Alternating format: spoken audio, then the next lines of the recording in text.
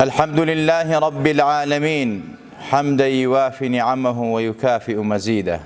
يا ربنا لك الحمد كما ينبغي لجلال وجهك ولعظيم سلطانك.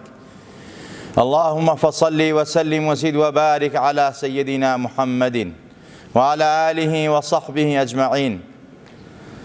اللهم صل وسلم وزد وبارك على منبع الأنوار سيدنا محمد الحبيب المختار وآله الأبرار وصحابته الأخيار، صلاة تحفظنا بها من شر الأشرار وكيد الفجار ومن فتن الليل والنهار. ئازیزان و خۆشەویستان، سەلامی خوای گەورەتان لەسەر بێ. ئیسرا و میعراجی پێغەمبەری خوا صلی الله عليه وسلم شەوڕۆیی و لە بەیت المەقدیس لە بەیت الحەرامەوە بە بەیت المەقدیس و لەیەشەوە بۆ حوزوری پەروەردگار و بینینی ئايات و نیشانەی پەروەردگار. ئەم شەوڕۆیی پێغەمبەری خوا صلی الله عليه وسلم لە مێژووی پێغەمبەرایەتی پێغەمبەرا صلی الله عليه وسلم یەکێکە لەو موعجزە گەورەکانی حەزەتی ڕەسوولی ئەکرەم سەڵات و سەلامی بە بەردەوامی لەسەر بێ. خوای تەبارەک وتەعالە لە قورئانە ئاماژەی پێ کردووە، لە پاشان بەرزبوونەوەی بۆ حوزوری پەروەردگار بە مەفهوم لە قورئان و فەرمایشتی سەحیح خۆی ئاماژەی پێکراوە. بۆیە باوەڕبوون بە ئیسرا و میعراج ئیمان و دینە. هەر کەسێک باوەڕی بە ئیسرا و میعراج نەبێ بەڕاستی خارج میلە و خارج دینە.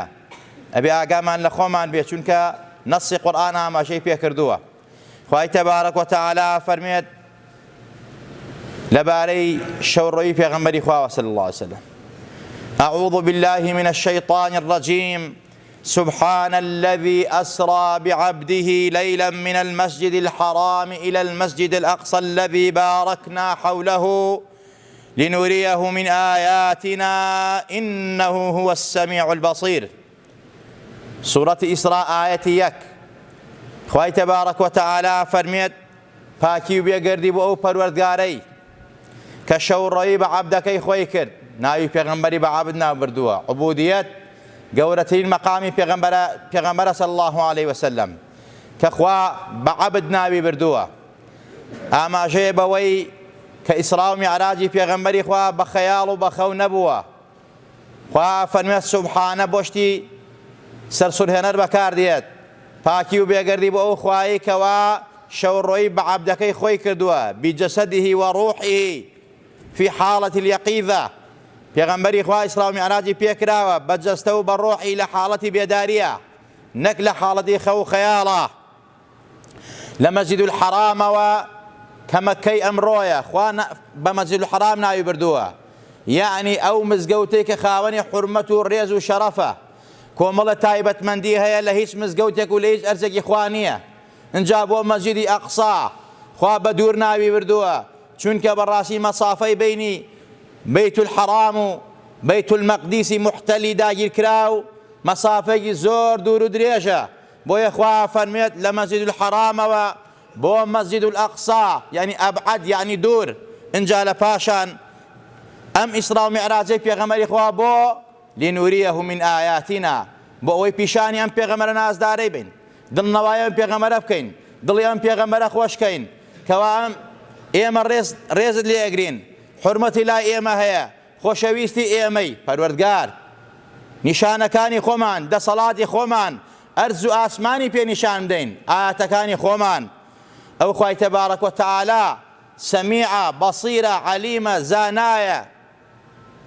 خۆشەویستان، دەرس زۆرە لە ئیسرا و میعراجە، عیبرەت زۆرە لە ئیسرا و میعراجە، بەڵام ئەوەی کەوا زۆر زۆر گرنگە کە ئاماژەی پێ بکەین ئیسرا و میعراجی پێغەمبەری خوا صلی الله عليه وسلم گەورەترین دەرسی ئەوەیە عەزەمەتی و گەورەی و پێغەمبەری خوا پیشانەدا، ڕێز و تەقدیری پێغەمبەری خوا پیشانەدا کە لای خوا چەند بەڕێزە، لای خوا چەند گەورەیە.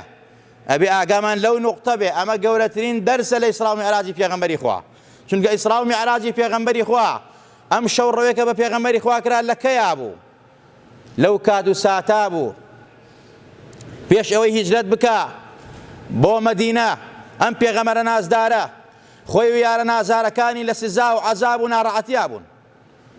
ئەوە بوو چەند ساڵێک حەساریان خستە سەری خۆی و یارەکانی خزمەکانیشی هەتا لەو ساڵا کە عام الحوزن بوو ساڵی بێتاقەتی پێغەمبەری خوا صلی الله علیه وسلم بۆ عام الحوزن بوو بۆ ساڵی بێتاقەتی بوو چونکە لەو ساڵا دوو پشتیوانی پێغەمبەری خوا بەظاهیر دوو وەسیلەی گەورەی پێغەمبەری خوا وەفاتیان کرد حەزەتی خەدیجە دایکی ئیمانداران سەلامی خوای لەسەر بێ کە ماڵ و سامان و هەموو شتێکی لە خزمەتی ڕەسوول الله بوو صلی الله علیه وسلم لەو ساڵا وەفاتی فەرموو بە ناڕەحەتی اینجا لە پاشان ئەبوو تاڵیبی مامەی کە قەڵاگی پۆڵاین بووە پێغەمبەری خوا صلی الله علیه وسلم بەڕاستی هەتا ئەو لە حەیاتا بوو هەتا ئەو لە ژیانا بوو کافر نەیانێوەرا سەیری پێغەمبەری خوا بکەن صلی الله علیه وسلم قەڵایەکی زۆر گەورەی پێغەمبەری خوا بوو کە وەفاتی فەرموو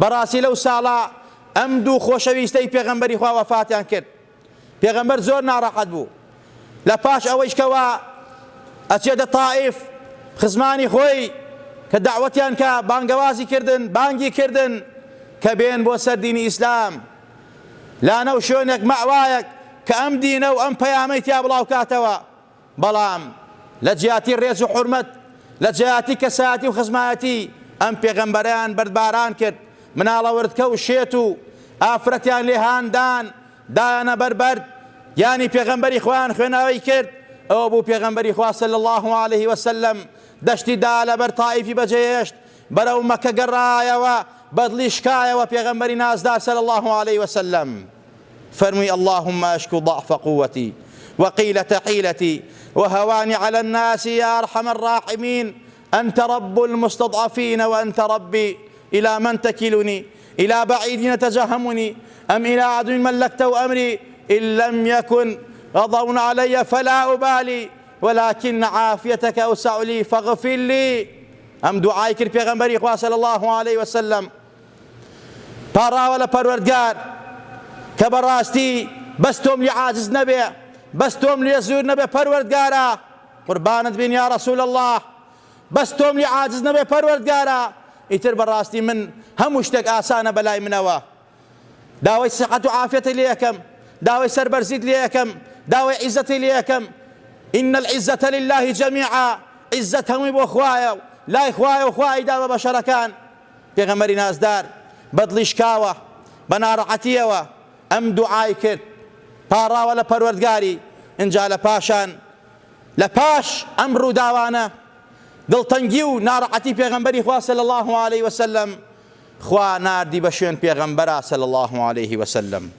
دعوەتی ئەم پێغەمبەرە نازدارەی کرد صلی الله علیه وسلم ئەمەیش بۆ ئەوەی کەوا دڵنەوایی ڕەسوول الله باتەوە کە خوا بفەرمێت کاتێک تۆ فەرمووت اللهم أشكو ضعف قوتي وقيلة حيلتي پاڕایتەوە زوعفی خۆت سەلمان فەرمووت من داماوم ئەوە کافرەکان لێ مەدەن ئازار مەدەن سیحەت و عافیەت مەوێ عیزەت مەوێ بەس تۆ لێم زویر مەبە ئێمە لە تۆ زویر نابین ئێمە لە تۆ عاجز نابین تۆ خۆشەویستی ئێمەی جا بەڕاستی ئیسرا و میعراجی ڕەسوول الله صلی الله عليه وسلم بۆ دڵنەوایی ڕەسوول الله بوو بۆیە عولەما ئەفەرموون عولەمای سیرە ئەفەرموون گەورەترین دەرسی ئەم ئیسرا و میعراج و شەوڕەیی پێغەمبەری خوا صلی الله عليه وسلم بۆ ئەوە بوو کەوا خوا دڵی پێغەمبەر بداتەوە ئەو عاجزەی دڵی پێغەمبەر نەیەڵێ وا نەزانێ خەڵکی سەر ئەرز بەرباران یەکەن و خوێناوی یەکەن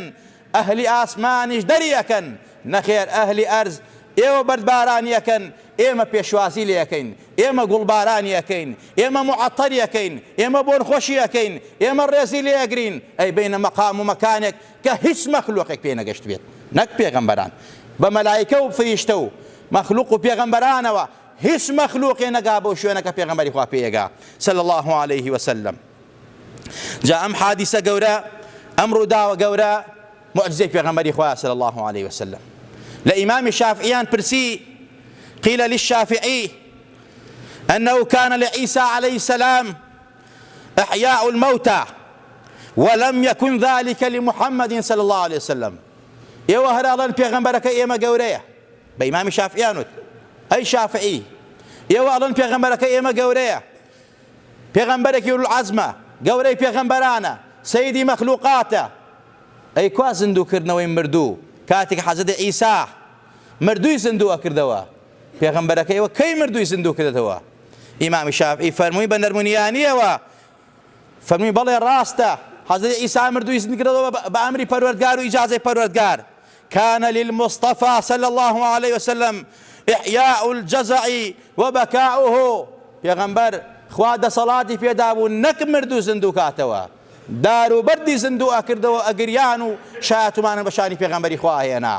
رسول الله فەرمووی بەردێک لە مەکا بوو هەموو جارێ ئەیناسمەوە منی ئەبینی هەتا پێش پێغەمبەراتیش کە منی ئەبینی ئەی فەرموو السلام عليك يا رسول الله.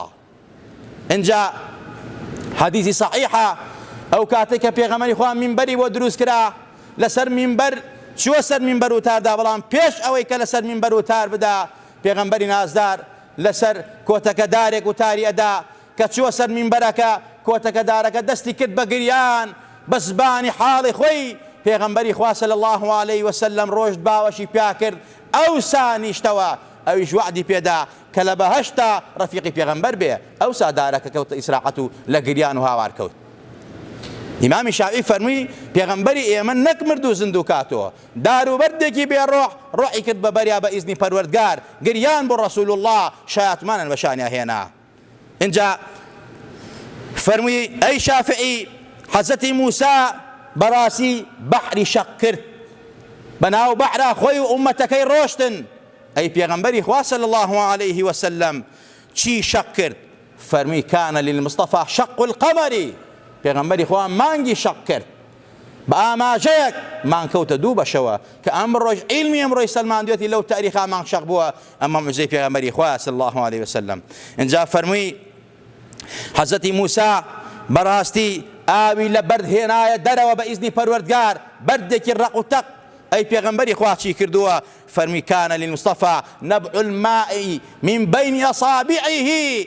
فەرمی بەرد ئاوی لێ دەرتی ئاساییە، بەڵام لە ناو گۆشتی خوێنە ئاو دەرناچێ. پێغەمبەری خوا ئەو موعجزە گەورەی هەیە لە مابەینی پەنجەکانیا ئاو هەڵتۆقی و دەرچوو زیاد لە 1000 نەفەر ئاو لە پەنجەکانی پێغەمبەری خوا صلی الله عليه وسلم کە پیرۆستترین ئاوی سەر ئەرزە لە زەوی پیرۆسترە ئەو ئاوەی کە لە پەنجەی پێغەمبەری خوا دەرچوو صلی الله عليه وسلم.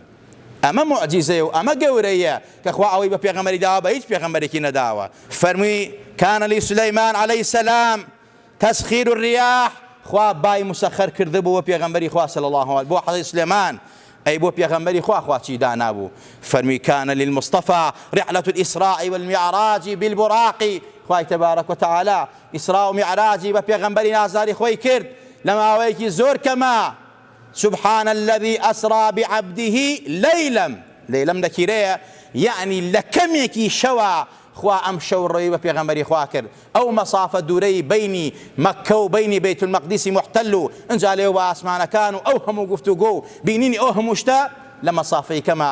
ڕەحمەت لە مەولەوی کە فەرمێت چوو بوو دیبیستی کریا دریاوە هاتەوە هەڵقە هەر ئەلەریاوە. ئەوەندە مەسافەکەی کەم بوو پێغەمبەری خوا کە ڕۆشت چوو پێغەمبەری خوا ڕۆشت دی هەموو نیشانەکانی بینی کریا دریاوە پرسیار کرا جواب دراوە هاتەوە هەڵقە هەر دەلەراوە. یعنی چۆن دەرگا هەڵقەی پێوە بووە ئەو هەڵقەکە ئینسان ئەڕاتە دەرەوە هەڵقەکە ئەلەرێتەوە. مەسافەی چوونی پێغەمبەری خوا و ئەو هەموو سوال و جوابە هێشتا هەڵقەی دەرگاکە لە لەرین نەکەوتە بوو. ئەمە بەڕاستی بۆ پێغەمبەری خوا بوو. ئیمامی شافعی بەم شێوازە وەڵامی داوە فەرمی ئیسرا و میعراجی رسول الله معجزەیە بۆ پێغەمبەری خوا، گەورەی رسول الله دەرەخا کە بەڕاستی ئەفزەلی مەخلوقاتە، گەورەی مەخلوقاتە. بۆیە نەخەڵەتاون بێئەدەب بن بەرامبەر پێغەمبەر، بەرامبەر باوکو و دایکی پێغەمبەری خوا. خوا ئەم هەموو حورمەتە و عەزەمەتەی لەم پێغەمبەرە گرتووە، هەموو ڕێژێکی لێ گرتووە. بۆیە پێی ئەفەرمێت وەلەسەوفە یوعطیکە ڕەبوکە فەتەرضا. ئێمە دڵت ڕازیەکەین، بەڕاستی ئێمە قەت لە تۆ زویر نابین. خوا عەزەمەتێکی بەم پێغەمبەرە دابوو.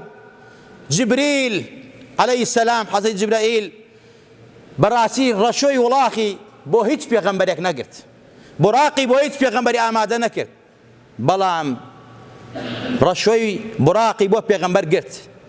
ڕەشۆکەی بەستەوە بە بەیت المەقدیسەوە پێغەمبەری خوای ئامادە کرد، براقی بۆ ئامادە کرد. ئەم براق ئامادەکردنە بۆ هیچ پێغەمبەرێک نەبووە و جبریلیش خزمەکاری بێ، ئەمە بەس بۆ پێغەمبەری خوا بۆ صلی الله عليه وسلم.